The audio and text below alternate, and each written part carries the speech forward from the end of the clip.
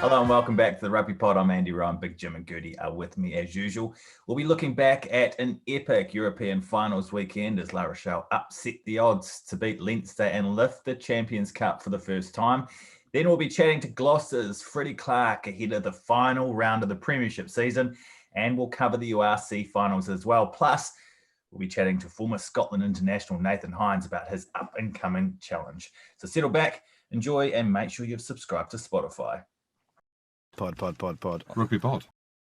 Jim, are you on the mend, mate? What's the latest? $1 million. I feel $1 million. Not that in the current market is a huge amount, but it's a lot, and I'm feeling great.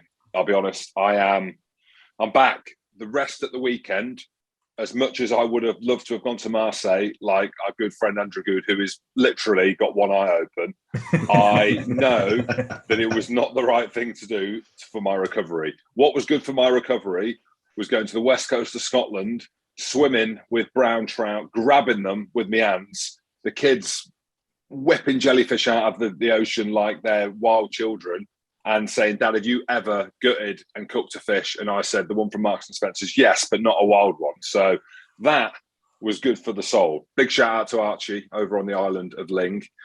Fantastic spot for a bit of an R&R. Not that I need R&R because it's the business end of the season, but as we know, an operation last week and it just needed a bit more time. And my goodness me, compared to my partner in crime, I'm going to say I probably feel $1 billion. So thank you very much. I feel good. I feel energized and I missed it. Apart from watching on TV, I missed the hysteria. Now, you probably want to go on Andy Road to my partner in crime. I did mention Marseille. I did mention that when I went over there to interview Ebenezer Beth and Toulon via Marseille, that it was a shithole. I saw the images coming out of the airport madness. I don't want to blame Marseille as a city. I'm just Marseille as a whole. But there's part of me that's gutted I wasn't there. And I got a text message off my partner in crime for a third time at 4 a.m.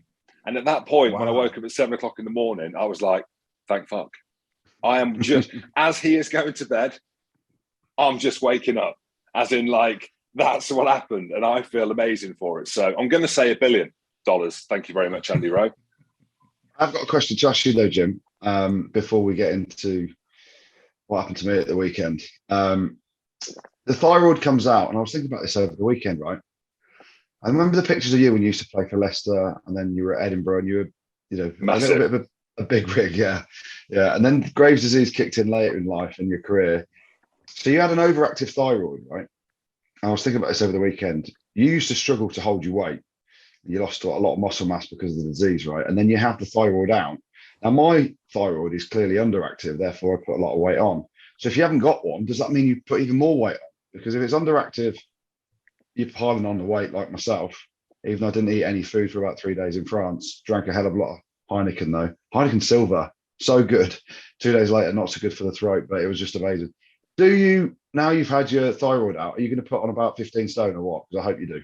All I'm saying, them bras you used 4 years ago, send them up. Send them up. I don't know what size they are. I don't know whether you can mention sizes or not. I'm going to mention them. A double C. Send them up. And that thing that used to, it was like a band that used to just hold them up so they weren't down by your belly button. Send that up as well. I thought that was the heart rate monitor. Well, they said that that's what it was to you because they didn't want to hurt your feelings back then because you were the mainstay at Fly Half. So that band, that suit, I might need it soon. But I'm looking forward to putting on a bit of weight. My hair's going to grow back. My voice is back. I can't shout. I tried to shout at the kids at the weekend a bit. I mean, Beck was melting. She thought it was Bradley Cooper again. So she was melting when I shouted at the kids. She was like, do more. Tell them off again. So, hopefully I put on a bit of weight. Not like yours, Andrew, but my goodness me, you look like you're feeling sorry for yourself. Yeah, well, just rewinding the clock. Mine started on Wednesday. And that's where it all went really well and then started to go very badly wrong for me. So Wednesday afternoon, we hosted a little event for Spotify at the podcast show on stage. Jim, we missed you. Genuinely or not? No, because I was sat next to gorgeous Chris. So yeah, Gorgeous Chris was there. He filled in for you to talk about the business aspects of it. But sitting next to him, I don't want to sit next to him again. He's too good looking. If anyone's going to fill in for me, I'm happy for Gorgeous Chris, owner of the podcast. I'm happy for him to fill in. He could sell me a pencil, and I believe him. So he looks $1 million. He's one of them where it's like you want him to come round for dinner, but you don't want him anywhere near your wife. Like, as in you don't. Like you don't. So Gorgeous Chris, I'm happy for you to stand in for me, mate. Was it good though? It was very good. Rolling. Yeah, it's very good. We're chatting with Spotify and talking about our story of how the podcast started and evolved and where we've got to. So that was great. And people were really engaged with it, I think. And then I went to the RPA dinner on Wednesday night. And because I was on a bit of a high, I've been on stage, I've spoken about how great our life has been since back in the day when we first started the podcast, where we had about 10 pints responsibly and then started talking about rugby. To now how professional we are. And then I went the other way on Wednesday night. Was at the RPA dinner. I went back to the old days. I had about 10 pints. There's some good lads on my table, and told the missus I'll be back for 11:30. Rolled in at about 2:00 in the morning. So that was the doghouse Thursday morning. And then Friday, I'm off to Marseille. My goodness me, what a weekend. You can hear it in my voice. That's got nothing to do with the Heineken. Nothing. I was going to say, you can hear it in my voice. I've had 3 days in France, a Friday, Saturday and Sunday. And my voice hasn't come back yet. And I thought, with pouring Heineken Silver down your throat and drinking relentlessly, it's meant to wet the whistle. It's meant to soothe the throat as it goes down. Oh no, it's like I am swallowing razor blades right now. And I don't know why that is. Well, I can say, if you've had 35 Heineken Silvers, and I'm sure they were absolutely delicious, and I am slightly jealous, but if you're washing them down, basically with a whole camel, like a real life camel, like that size camel worth of nicotine, it probably is constituting to that kind of the sharpness around that throat area. No, it was the vape, mate. It was the vape. But yeah, unbelievable weekend. Started on Friday as a European rugby ambassador. So I hosted a few Q&As with Sean O'Brien. Big shout out to him. Geez, he can put it away as well. Senny Naupu as well, the Irish Rugby Ladies International. She was good fun. Flip van der Merwe was there as well, Jim. He says to say hello. He sends his best. Mate, enjoy that bloke. Enjoyed a drink with him after the famous Eben Etzebeth mauling in Nelsborough. And what do you do after that? After you lose, you go out and celebrate. He told me about it. He said, there was one time that we absolutely smashed Scotland. I don't even know who Jim Hamilton was, but all I know is he from Pakistan or not? Something like that. No, he's South African. He said, listen, after the game, he came into this nightclub and he's got a bottle of tequila. And he said, hello, I'm Jim Hamilton. I played today. He said, and Flip said to you, apparently, I don't remember who you are, but let's drink my brew. So, yeah, he said it was after the epic incident with Etzebeth where you got filled in, or he filled you in, or you filled him in. He wanted to say hello to you, James. So, yeah, he was good fun. Hello, Flip. What hell of a name, though, eh? Imagine that. Flip. Big old boy, eh? Big old boy. Flippity Flippy's big. Yeah, he's putting Heineken down him like it's just water. His brother's called Flap, you know. No shit. Flip and Flap. But yeah, shout out to Flip. And then that was Friday night. We've hit Friday pretty hard. Gone to bed around, I reckon it was about 3 on Friday. Andrew, we're friends here. Amongst friends, give us the time. Like you can't say Friday, around 3, 6. Friday was about 3, genuine, because we had to work all day Saturday as well. When I say work, I told the missus it's work. She ain't happy. She thinks it was a monster piss up, which it was. But if you're getting paid to do something, that's work, right? Whatever it may be. You're speaking to the converted. That is graft. It's all I'm saying. So Saturday, we've gone down to the fan zone, sweating. I mean, sweating out, it was about 32 degrees. And the Heineken from the night before was coming out my pores. I've not eaten any breakfast. Hang on. Were you ill? No, not at all. Just like we were up early-ish, not too early, about 10 o'clock. So you have a bit of a lie-in. You know, when you're a bit dusty, I thought I'll get some food at the ground or something. I ended up not really eating all weekend, but just consuming copious amounts of Schmeinekens. And it was unbelievable. Saturday, we get to the ground. I've had a few sherbs in me and I'm interviewing Emile Ntamak in French. God knows what he was saying, but I'd written out some questions in French. I asked him a few of them. And he's like, Andy, we can do this in English. I said, no, we've got to do it in French for all the fans. I was asking him about various bits and bobs in French around French rugby. I asked him about the picture of his son Emile and Tamak that I put on social media in his white see-through shorts. Oliver, who does he take after? I don't know. But he got better. So obviously we watched the game. We'll talk about the game in a bit. But I've got to have a massive shout out to a few people here. This is just shout out Monday, isn't it? Well, it has to be, because I ended up drinking Heineken? And I ended up drinking with a lot of the referees. So Saturday at the game, the Friday night referees were Luke Pearce, gorgeous Frank Murphy was on the touchline, Andrew Brace was on the other touch, and Ian Tempest was the TMO. Those boys were just on the piss at the game on Saturday. And you know what? I ended up having a beer. You ain't going to believe this. Mike Adamson.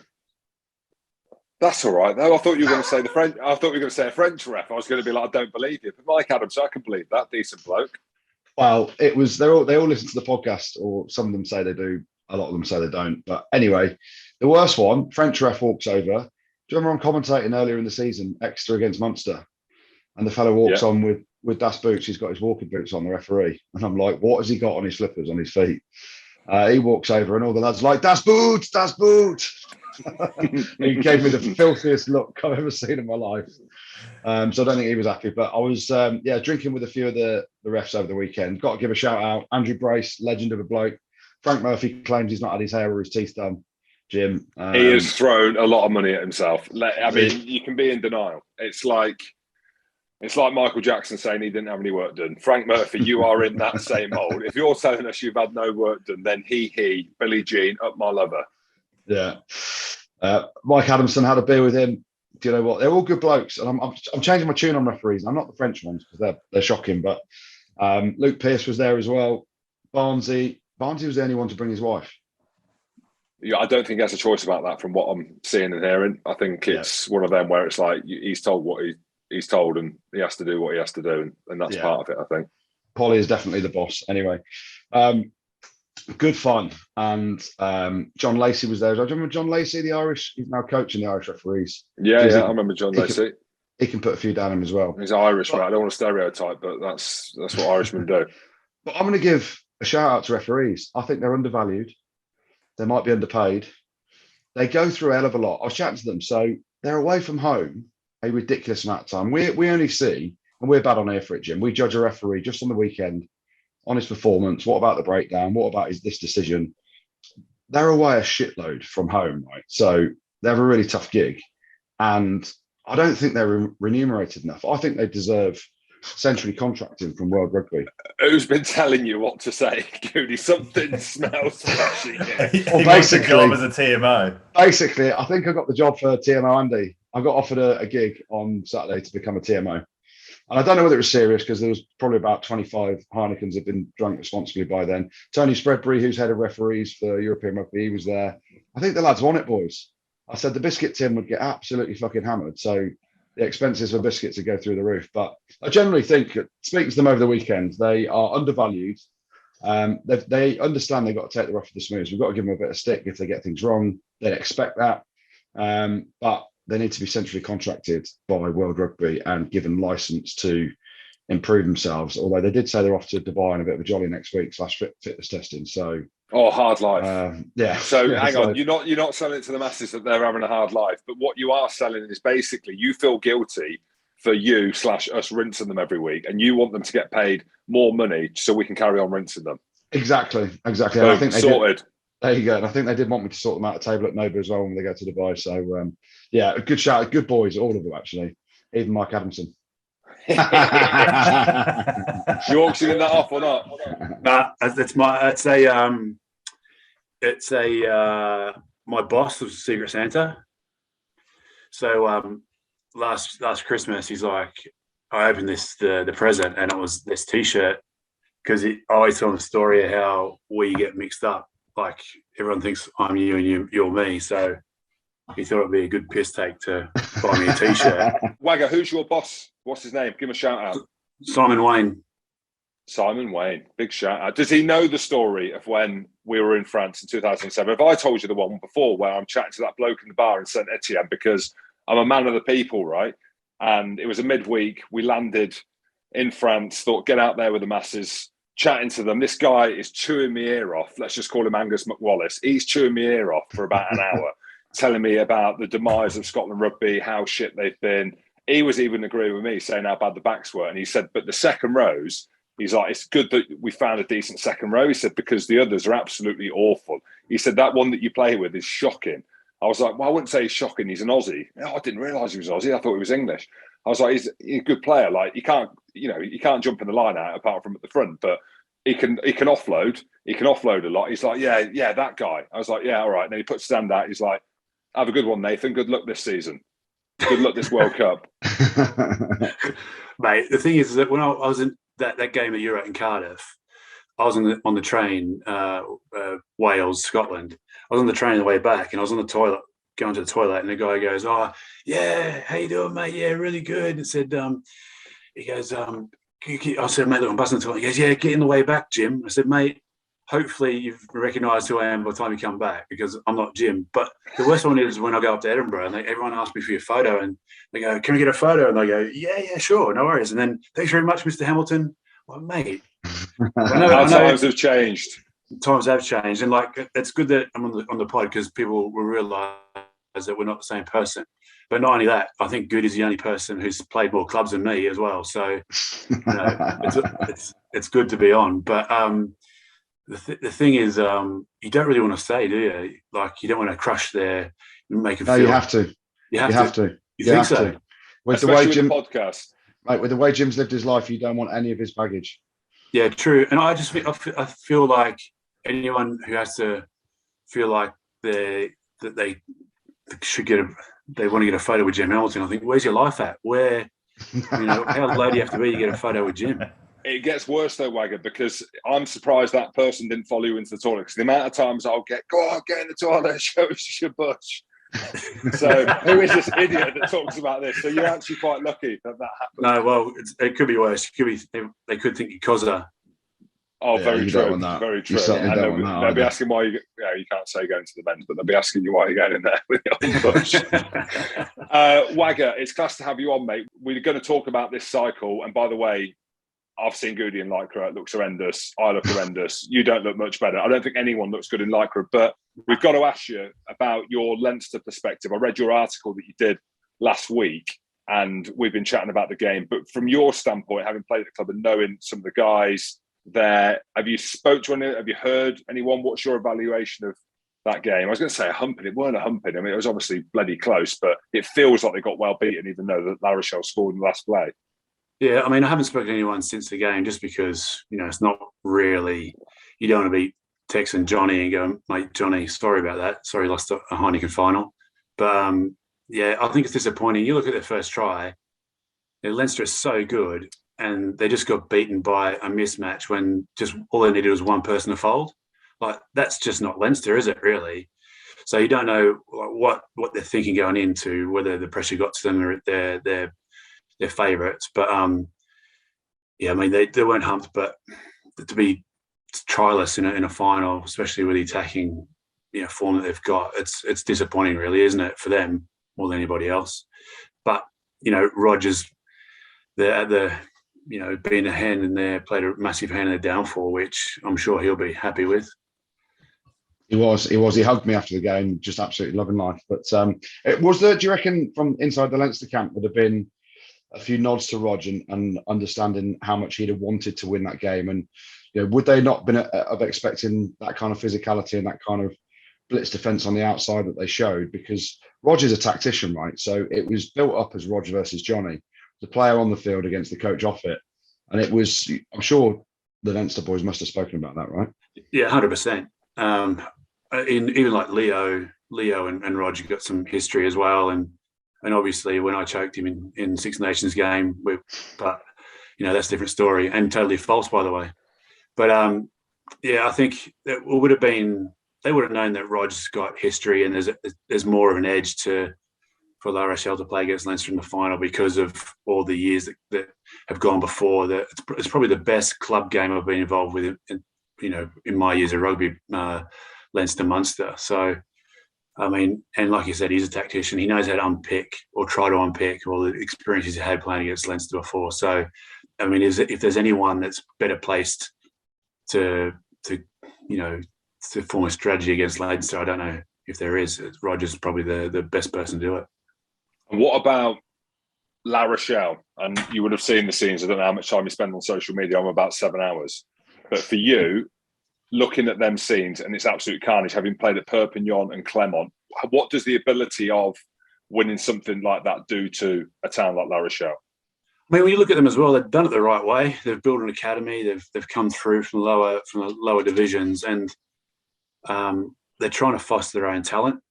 So for them to come from where they have in that was 8 years, I think they weren't in the top 14 to being champions of Europe. I mean, it meant a massive thing for them. You saw the scenes, and like you said, at Perpignan when we won it. I mean, I wasn't there, but I had to look at the scenes as well because in South Africa. But for a small town, it's quite I don't know. It's quite parochial. It's quite the whole town turns up, and it'd be a massive shot in the arm for the players, for the region, and just a little bit of validation for the way they've gone about building their club. Whereas where we were at Montpellier and Mo at Old Trads, sort of trying to buy a championship, where these guys have come in and spent 8 years trying to build everything. Yeah, it certainly did well. You mentioned earlier that you've had loads of clubs. Obviously, you've played in the Premiership as well. You're going to loads of clubs on this monster cycle ride you're doing for Gallagher. Just give us a quick snippet on how sore the gooch is going to be and how much training you've done.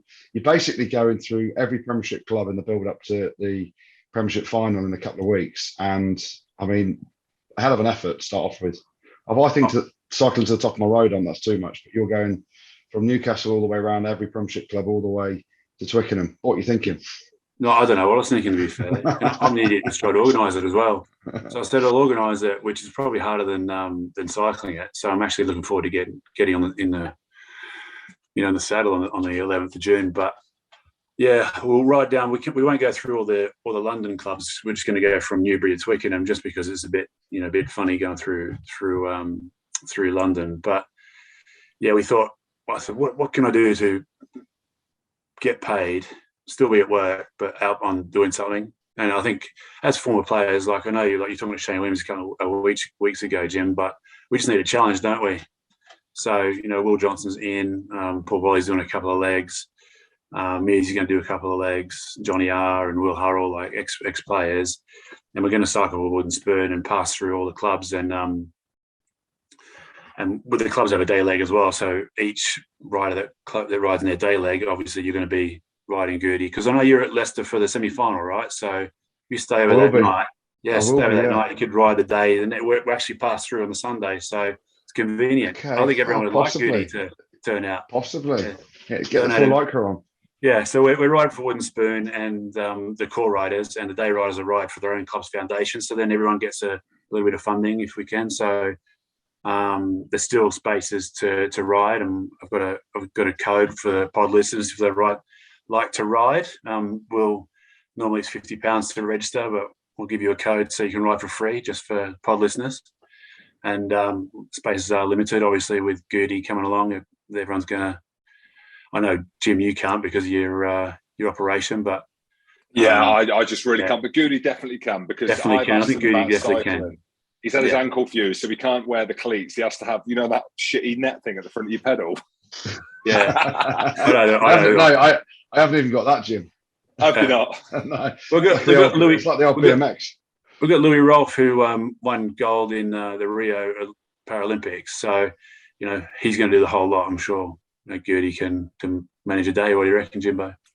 I reckon he's got 2 or 3. Hey, like you said, he'll find a way of doing it. He's done 3 days in Marseille. That's harder. And then on the eve of the Premiership final is from Newbury to Twickenham. I know that Goodey, you'll be hanging around Twickenham as well, so you could do that leg as well. What do you reckon? Well, do you know what? The eve of the final, I'm being inducted into the Premiership Hall of Fame. So I'm going to be there. So that's even there better. We go. So we'll ride from Newbury to Twickenham, get you there for the induction. Wagger, I'm not, mate. I'm not going to be inducted. Neither am I, funny That could be the one. Yeah, but yeah, we're really excited about raising money for Wooden Spoon and doing something for rugby. You know, Gallagher, we support the Prem and obviously I'm involved, and we just want to make sure that we can look after rugby for the foundations, the charities, and everyone can get out and be part of it, really. Cheers, Blog. What's up, man? Cheers, Thanks, gents. buddy. Cheers, All mate. right. Thanks, mate. Good lad. Top lad. Yeah, he is. Goodey, your generosity to charity and to the causes genuinely just blows my mind. Like, mate, if you give £5,000, I'll do both legs. Hang on. So if I give £5,000, will you do all of it or not? Not all of it. I said I do both legs. I do. If you gave with cleats or not, with proper pedals. I'll get cleats. I'll get proper pedals. If you donate £5,000 and I see it go through as a true transaction, not a bullshit screenshot that some people can do, I'll do two legs. If you do all of it, don't put it back on me. $5,000. I can't. I've got 4 kids. I've not seen the kids in 3 days because I've been in who my knows my when voice this is going to end. And my voice isn't working, so. But I've got 4 kids to feed, and I've called you bold numerous times, so we could get cancelled here, and that $5,000 I might need. But if you do the full go, I will donate 5 goos. Have a think, just sit on that. But anyway, listeners and viewers, get behind them. Obviously, a great cause. Wooden Spoon is been synonymous with rugby for many years, and a bunch of good lads doing it as well, and hopefully a few ladies will join as well. Well, before we move on to the Challenge Cup final, Josh van der Fleer, the right choice for European Player of the Year, lads? Yes. Based across the whole spectrum of games. If you were to pick one game, you'd say Will Skelton. But him across the board, we've spoken about him before. Yeah. And they normally get it right, don't they? Normally, the European Player of the Year is normally right, isn't it? You know what I mean? Some awards you get and you'd be like, hang on. But generally, that one's right. And in my opinion, my humble opinion. Only thing I'm going to say, I completely agree with Jim, but Jim, why are you being horrible saying that he gave one of the crucial penalties away towards the end of the game? I ain't put my name in that. I ain't put my name to that. You did though, and it is, and he did. It was basically, I think it was going to be between him and Aldreet. And it was actually, you know what, it was actually nice. Sometimes they just give it to, like Jim said, someone from the winning team because it just makes sense, right? But Josh van der Fleer was head and shoulders above most of the players in every round, I'd say, of the Heineken Champions Cup this year. And he was week in, week out, unbelievable. So, fully deserved. Let's go to the Challenge Cup final then. It wasn't the best game, but Leon took it by the scruff of the neck eventually, didn't they? Well, you said it there. And again, gosh, my tweet. I said it was rubbish, shocking, I think I might have used. And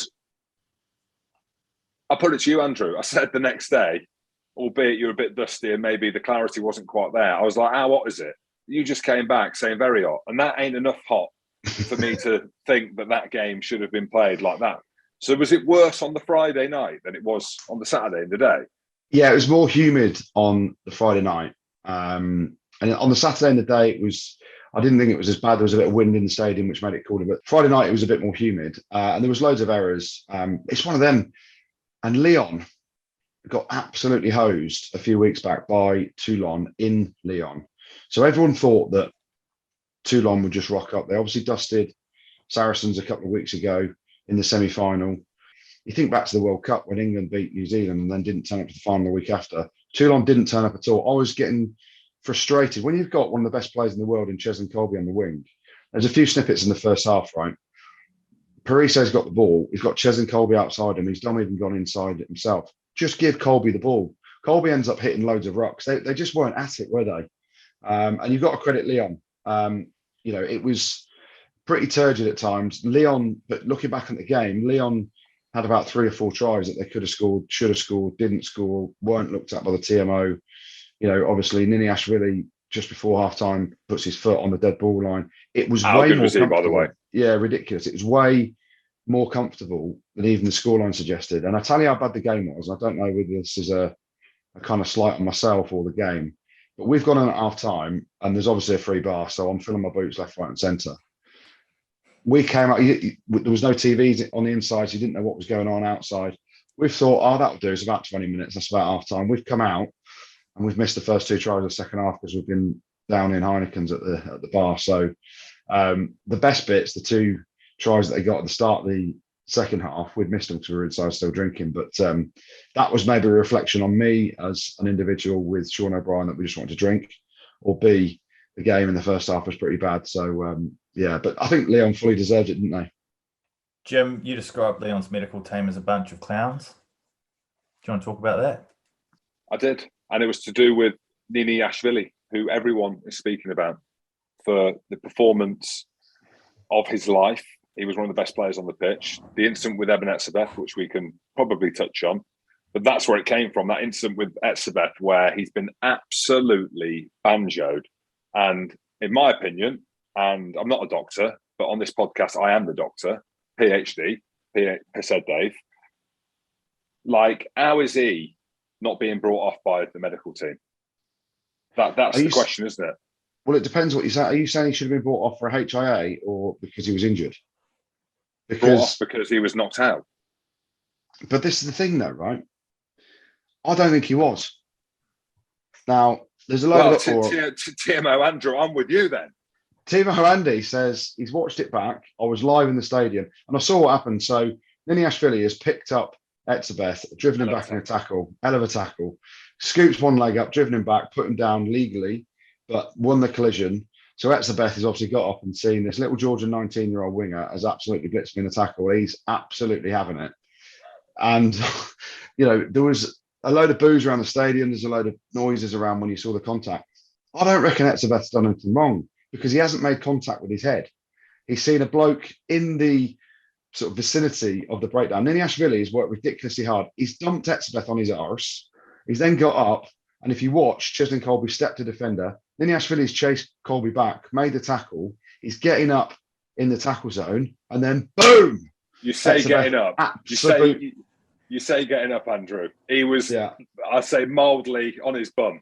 And he was rising, I would say, as if he'd been on a diazepam, not very quick. And he has been absolutely monstered. And I don't think that could have been anyone. I don't think it was directly at Nini Ashvili. It obviously was because of the tackle, but that could have been the biggest player on the pitch. And Etzebeth would have done the same. Now, the talk is, and I put the tweet out there and people are coming up at me because they think me and Eben Etzebeth are best mates now. I thought it was a little bit horrible. But I've done stuff like that on the pitch. But the way that Nini Ashvili was and how long he stayed down for, well, he came off. So he clearly was not in a good way. Yeah. And I just think for the questions or the doubts, if in doubt, as the saying goes, sit him out, take him off. And all of us watching that are in doubt that he's all right. And he should. Yeah, I get it. But then you're saying what you're saying to them is he didn't get hit in the head. So are you? Yeah, but he might have whiplash. Yeah, but he might have had whiplash. He might have still knocked himself out. He acted as if he was knocked out. But you then tell him that he's probably got up himself. You watch the way he plays, he's 125% every time. So I reckon that he's stayed down, obviously, because he's got absolutely blitzed by Etzebeth. But then there might be a language barrier between the French physio and he said, no. And Nini Ashvili's gone back to him, we, I need a wee, maybe. He said that, thinks it's okay to play on.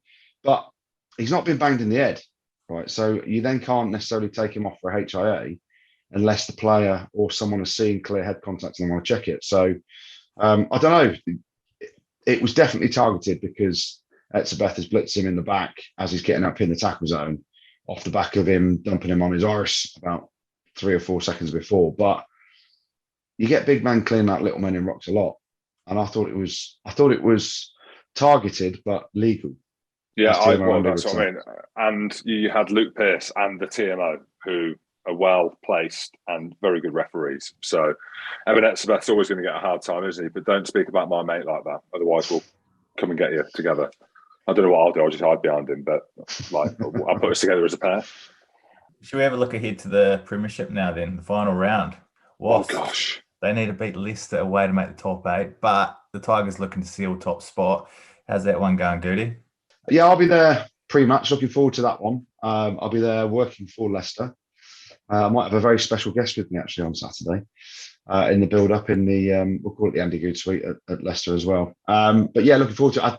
Can I see Wasps beating Leicester at home to try and make the top 8? No. And that's not a slight on Wasps at all. That's more of a situation of Leicester now. They've had last week off. I think they're still probably hurting a little bit from that Leinster quarter-final. And they just know they need to go back to back now. Last Premiership game of the season. Leicester are going to be fully charged. They've got this game on Saturday against Wasps. They need to win that to finish top of the log. They're then into a semi-final at home. They already know they've got the home semi-final. It's just whether it's against Saints, Gloucester, or potentially Harlequins, depending on how this game goes this weekend. And then off the back of that, they hope to go to the final. So they're going to be fully focused. Obviously disappointed with the Mexicans in the Champions Cup against Leinster a few weeks back and the way they performed there. So I struggle to see how Wasps can win because they've been inconsistent. They've got the ability to rock up and cause a bit of damage, but this Leicester team, the way they're playing, especially at home this year, are too good, aren't they? Agree. And Northampton need to beat Newcastle at home just to finish the job and seal 4th place. Do you see any chance of the Falcons pulling off an upset here? No. Looking at it, I suppose, oh God, I sound horrible saying it. Like they ain't going to finish bottom, are they? So it's going to be between Bath and Worcester. Technically, Falcons could finish bottom, Jim. Yeah, I'm going based on what I've seen from Worcester and Bath, and I ain't seeing anything else. But if you're talking about a barrel load of tries, no, all it'd take is for Worcester to beat Bath, Bath get a losing bonus point, and Newcastle Falcons get absolutely nada from Saints. Okay, so you saying there's a chance, but basically Northampton, if they put the boots on the right feet, they win that game.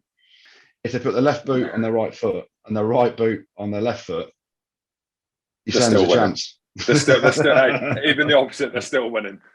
Yeah, this is the thing around the Premiership this weekend. Now, as we all know, I'm an advocate for promotion and relegation. You look at the situation of what we saw in the Premier League football the other week. Relegation went down to the wire. The celebrations, the pandemonium around it.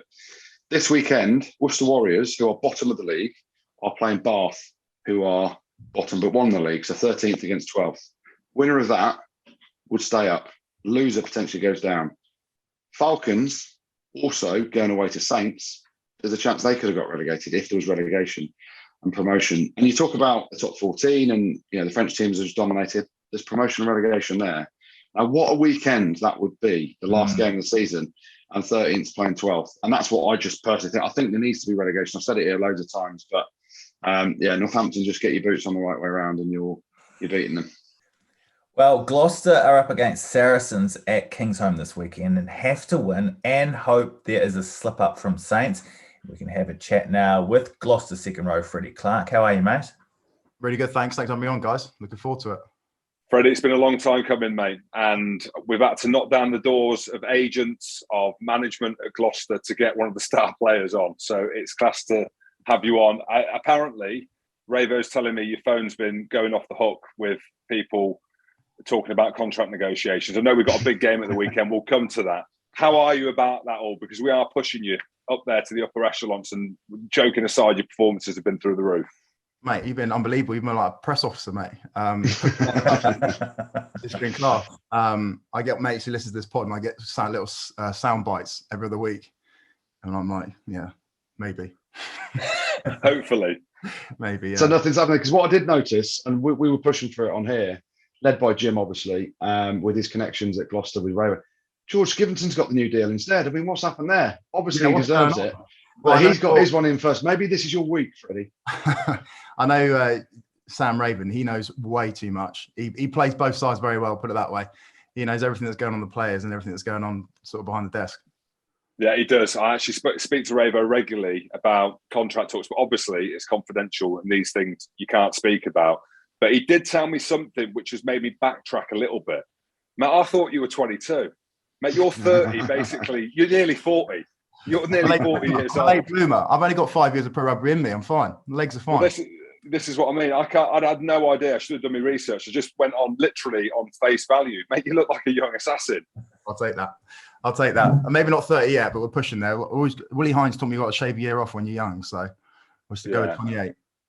Absolutely. Freddie, how's it been going then? We'll get into a bit of rugby, and I think we can say this on here. We've been chatting. Goodey had Gloucester as bottom of the table. Basically, we're going to get relegated. I meant Bath. You meant Bath. He meant Bath. He meant Bath.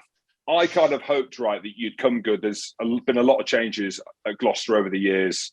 Some of it not great. And I think we get to a point now where George Skivington comes in and everyone's like, oh, have they taken the easy option? Have they taken the cheap option? Now, people who know rugby know that isn't the case because of where George Skivington comes from. But we've spoken about on here, maybe you can kind of tell us if you think the same within the camp. I think you've slightly overachieved this year, and that's a good thing in terms of what George has done and players like yourself playing at the level that you're playing at. What's it been like at Gloucester? Mate, the last sort of, it's been class, you know. First day of pre-season, we certainly got an idea of what we were going to do when Skibbs has got tackle shields out on first day. Normally you're trotting around waiting for a fitness test. But mate, it's been great. He's a very meticulous coach. He's on it every week. In terms of the playing group, naturally, we look at last season, we knew we had to build and get better. But yeah, as the game's gone on, we started to get a sort of week 3, we played Worcester away. That sort of kick-started our season. And we had a win on a purple patch. Obviously, it's been well documented. Our set piece went well. We were able to get confidence through that. And it's a confidence game a lot of the time. And certainly, we're a young team, but we just enjoy playing, mate. We just love playing. And yeah, we put ourselves in a position to make top 4. Obviously, it's all up to the end of the week. It's not in our hands anymore, but you know, we've got a great opportunity with a young set of lads. If we don't make it this year, then I think we put the right step forward for next season. Yeah, you certainly have. And humbly, I apologise for saying Gloucester were going to finish top in the Premiership. That was based on last year. That was based on Lance Bradley. But let's talk about George Skivington then, because like you said, what the success has been built on this season has been the line-out drive that you've been integral to. And then you get to Twickenham and you're doing the swallow dive, not the line-out drive. What's happening there? That was an unbelievable finish. What were we going to call it? The Freddie flop or? Freddie flop. Yeah, I saw it's been coming out. I mean, it's one of those things. Obviously, it's not planned, but like, you know, if you're not going to get many run-ins, are you? So why not? Freddie, mate, if you're a 750 grand player, that's how you score tries. No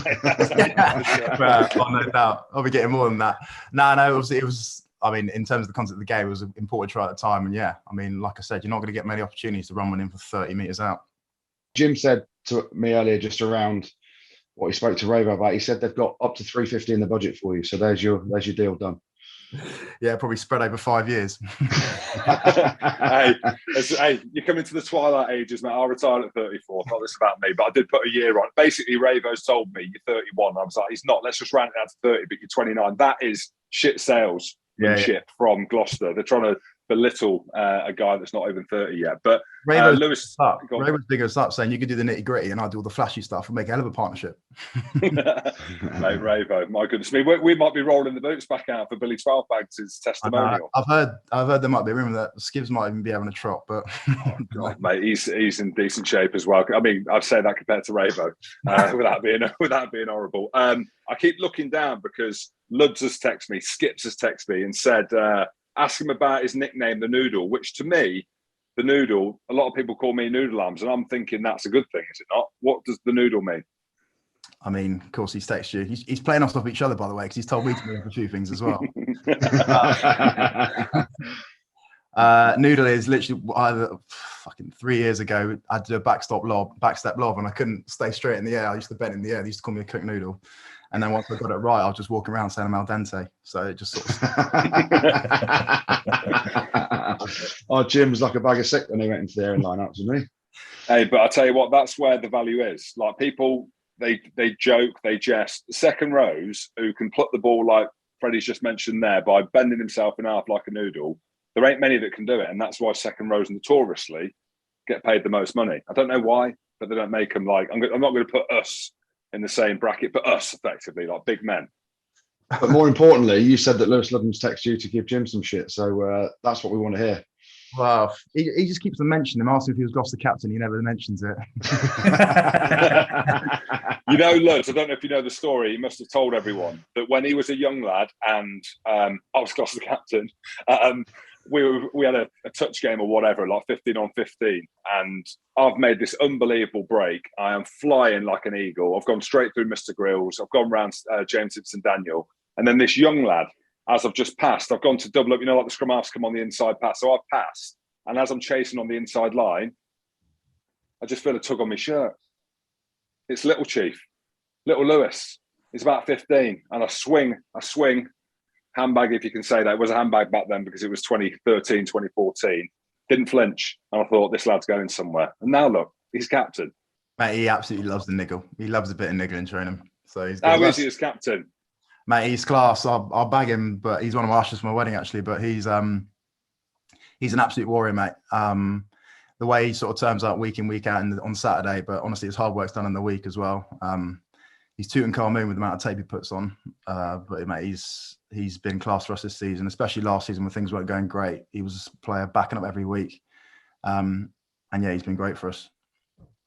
One of the things I wanted to ask you, like you've been unbelievable this year. It's not been necessarily a breakthrough year, but it's been a star year for you. Because you look back on the last few years at Gloucester and you've been pretty special there as well.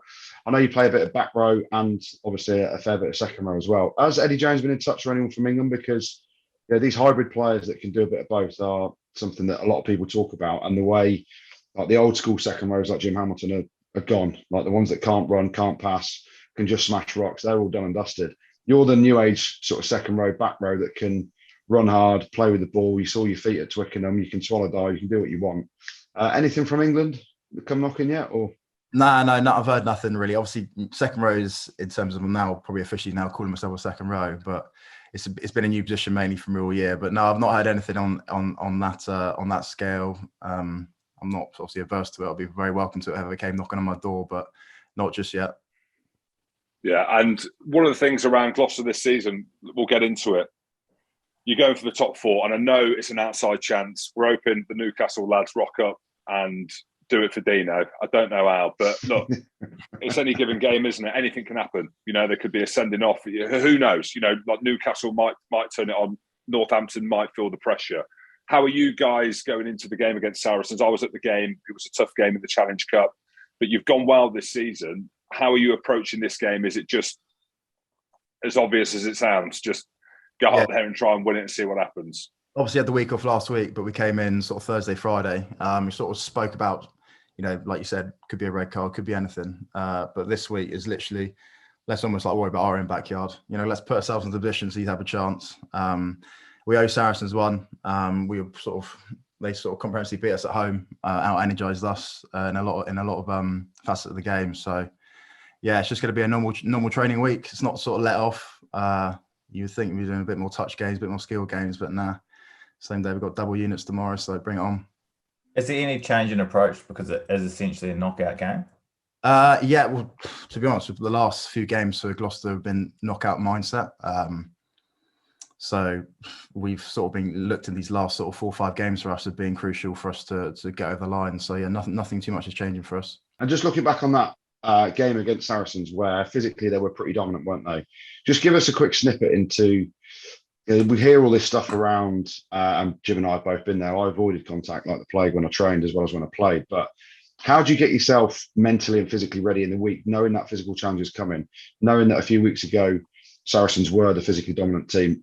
How much bone on bone are you doing this week to get yourselves ready? And is there a case of doing too much or too little? Element of that. I think what we've done, we're big on the team that, trust the task down process. We say that a lot of the time, and I think that's the same with our training. Mauls, we'll hit the same amount of mauls as we do every week. You can say it's too many, but when your body comes used to it, you come battle hardened.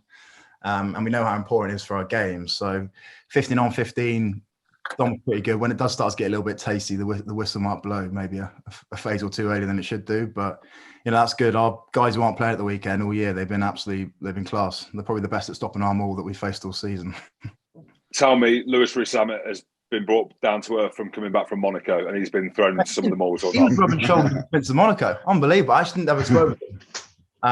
But yeah, mate, he's on a different level at the moment. He's changed his hairdo. He's now a model. He's got a new clothing line coming out. He's different. Did you see his shoes or not? I mean, I don't know whether you wear both shoes. They were loafers. Yeah, of course they were. They were like these suede things. Yeah, I was like, that ain't Gloucester.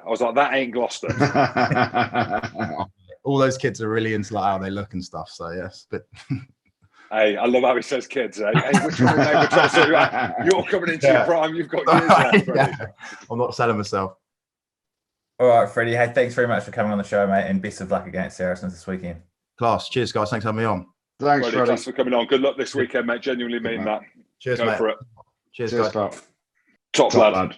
Yeah, he is. He is a hell of a season. And being shoved up from back row to second row.